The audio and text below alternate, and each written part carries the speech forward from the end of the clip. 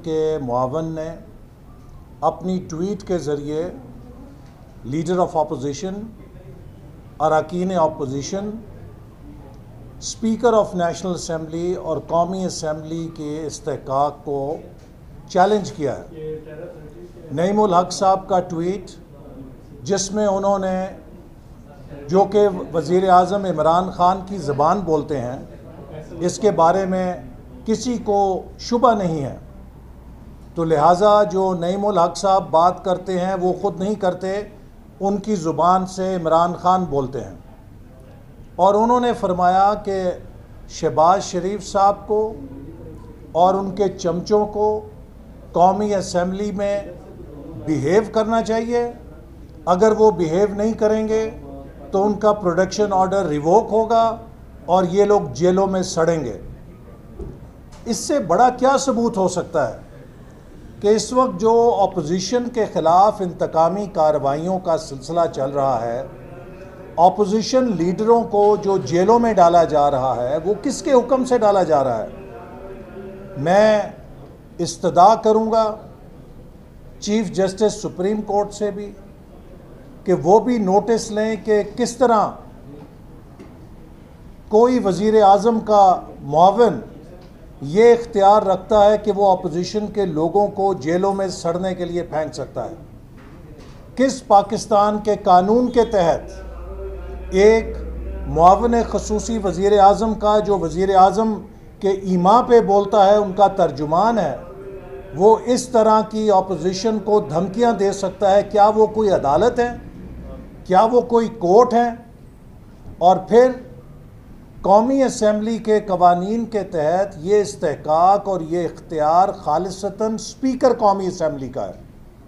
लिहाजा अगर कोई शख्स जो ख़ुद गैर नुमाइंदा है और वज़ीर आज़म हाउस का एक मुलाजिम है, वो अगर स्पीकर की तौहीन कर रहा है और वो ये साबित करना चाह रहा है कि गालिबन स्पीकर का दफ्तर भी रिमोट कंट्रोल चलता है, कि फ़ैसला कोई और करता है कि प्रोडक्शन ऑर्डर कितनी देर के लिए जारी करना है और कब ख़त्म करना है, तो ये स्पीकर के दफ्तर की भी तौहीन है।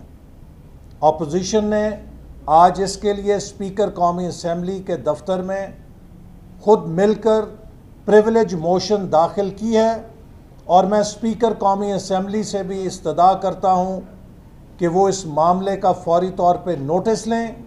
हम किसी को इजाज़त नहीं दे सकते कि वो अपनी धमकियों के साथ अपोजिशन के किरदार को दबाने की कोशिश करे। कौमी असम्बली का इजलास इसलिए नहीं बुलाया जाता कि यहाँ बादशाह सलामत के कसीदे पढ़े जाएं। कौमी असम्बली का इसलिए इजलास नहीं बुलाया जाता कि यहाँ पे सिलेक्ट वज़ीर आज़म की मदा सराई की जाए।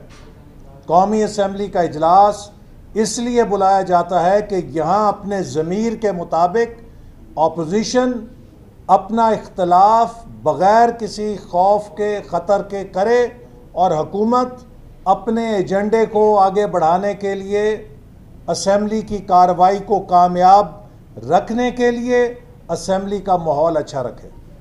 लेकिन हमने ये देखा है कि यहाँ पर असम्बली के अंदर पेट्रोल का ट्रक लेके ख़ुद हुकूमती अरकान खड़े होते हैं कि जहाँ चिंगारी देखते हैं उसके ऊपर पूरा पेट्रोल का ड्रम फेंक देते हैं ताकि वो आग भड़के और असम्बली मैदान जंग बने।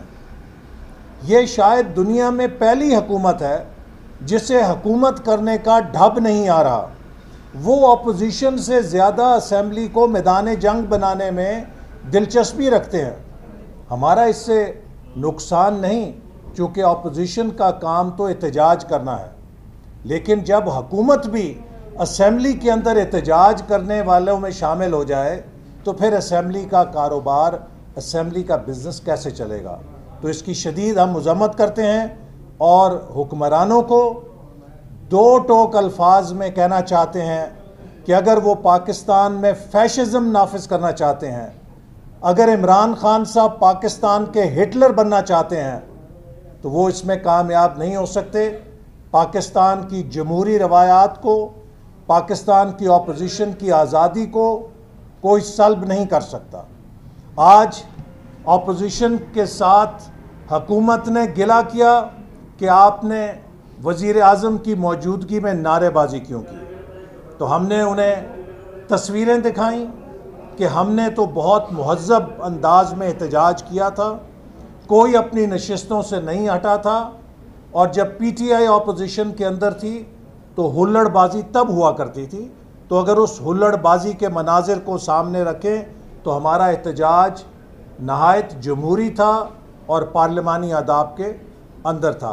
लेकिन वो एहतजाज भी इतना बुरा लगा कि वज़ीर आज़म जो ख़ुद को अब एक हिटलर समझते हैं, उन्होंने हुक्म जारी किया कि जो इस बजट के ऊपर एक हफ़्ता बहस होनी थी उसे ख़त्म किया जाए और असम्बली का इजलास कल ही ख़त्म किया जाए। तो ये इस बात का सबूत है कि ये हुकूमत अपने ही मिनी बजट पर बहस से फ़रार हासिल कर रही है। बहुत शुक्रिया।